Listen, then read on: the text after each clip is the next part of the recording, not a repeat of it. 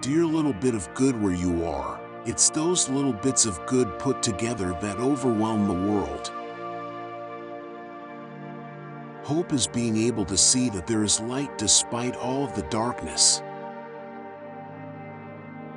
If you want peace, you don't talk to your friends. You talk to your enemies. You don't choose your family. They are God's gift to you, as you are to them. When the missionaries came to Africa, they had the Bible and we had the land. They said, "Let us pray." We closed our eyes. When we opened them, we had the Bible and they had the land. If you are neutral in situations of injustice, you have chosen the side of the oppressor. If an elephant has its foot on the tail of a mouse and you say that you are neutral, the mouse will not appreciate your neutrality. My humanity is bound up in yours, for we can only be human together. Forgiveness says you are given another chance to make a new beginning. Your ordinary acts of love and hope point to the extraordinary promise that every human life is of inestimable value. God's dream is that you and I and all of us will realize that we are family, that we are made for togetherness, for goodness, and for compassion.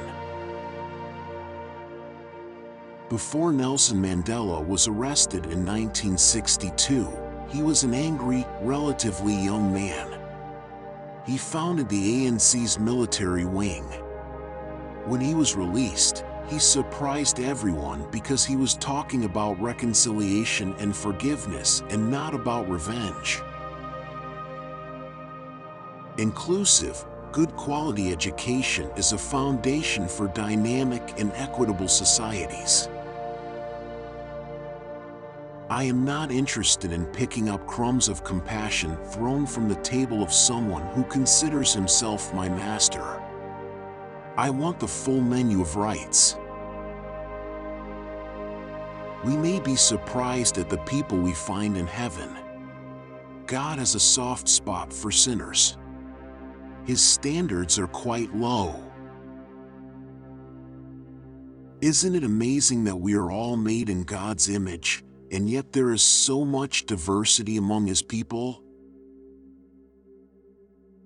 I wish I could shut up, but I can't, and I won't. But God can only smile because only God can know what is coming next. We are each made for goodness, love, and compassion.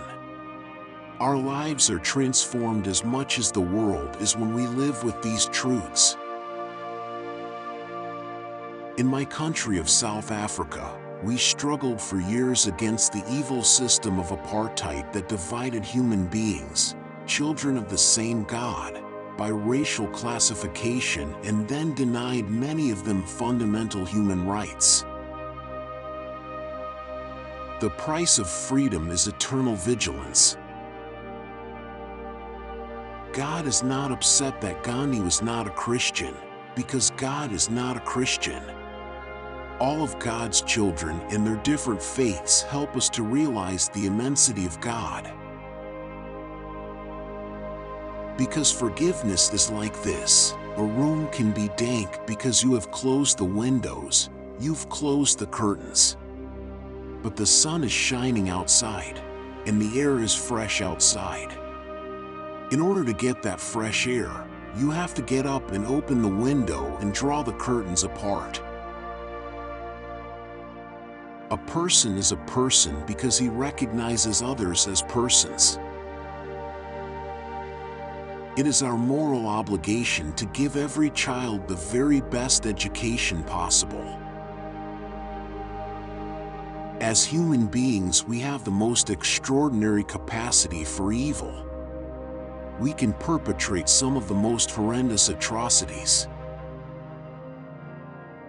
Exclusion is never the way forward on our shared paths to freedom and justice. The God who existed before any religion counts on you to make the oneness of the human family known and celebrated.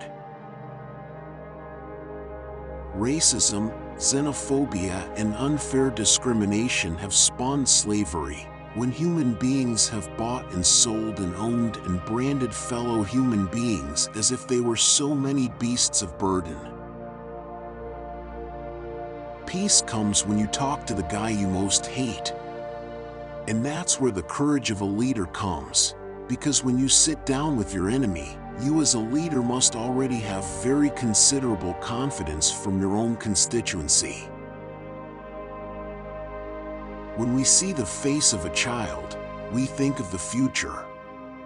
We think of their dreams about what they might become and what they might accomplish.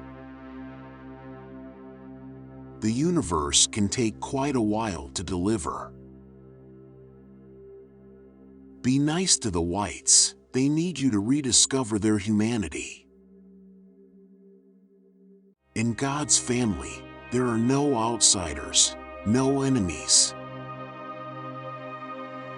God's love is too great to be confined to any one side of a conflict or to any one religion. We inhabit a universe that is characterized by diversity. Universal education is not only a moral imperative but an economic necessity to pave the way toward making many more nations self-sufficient and self-sustaining.